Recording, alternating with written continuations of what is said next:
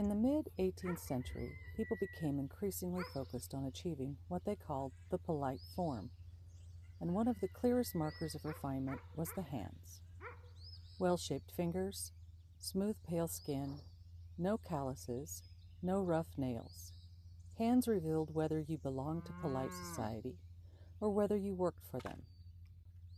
By the 1750s, specialists appeared who focused entirely on hand and toenail care. They offered to remove corns, calluses, warts, and ingrown nails, and sold preparations meant to soften and perfect the skin. It was an early form of cosmetic medicine aimed at maintaining that polite appearance. There's no evidence that such practitioners lived in Edwardsville during the 1820s, but Lucy Stephenson was considered part of the town's elite, and impressions mattered. At the same time, she managed a working farm, meaning her hands were exposed to chores that could easily damage the skin. So what might her hand care routine have looked like? She likely began with a thorough cleaning, a small nail brush, and a ball of purified soap to remove dirt and soften the skin.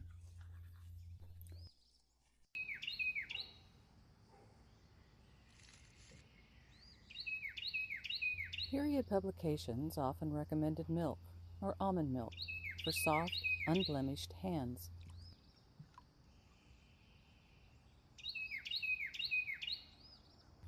Women were advised to wash their hands in warm milk and water or rub them with almond paste. If the hands were especially rough, this treatment was repeated for several days.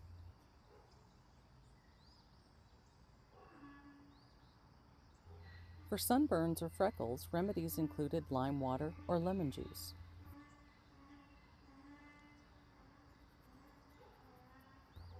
More elaborate mixtures combined spirits of wine, virgin's milk, and distilled flower waters, such as pimpernel or white tansy, to remove the varnish left by too much sun.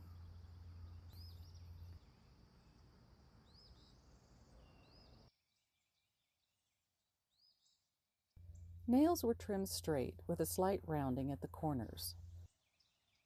Long nails weren't practical for work, so most women pared them every couple of weeks. Since nail clippers didn't exist yet, a small penknife or pocket knife was commonly used, often after softening the nails in water or milk.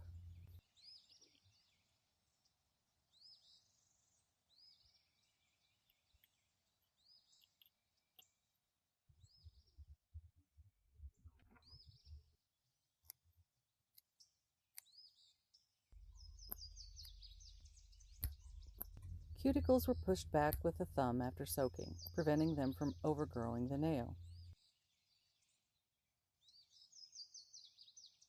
Shaping the nails and removing calluses, especially from sewing, was done with a pumice stone or fine file.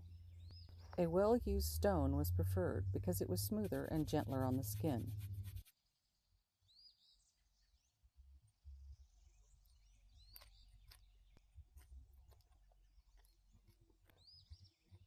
To finish, a bit of palm oil or pomatum kept the hands soft. For severely damaged skin, women sometimes slept in woolen gloves and wore soft leather gloves during the day. Fingerless mitts were also common across social classes to protect the hands while still allowing work. So while we can't say exactly what Lucy Stephenson did, the publications of her time give us a clear picture, a routine that blended practicality with the expectations of polite society, and a reminder that even on the frontier, the appearance of one's hands carried meaning.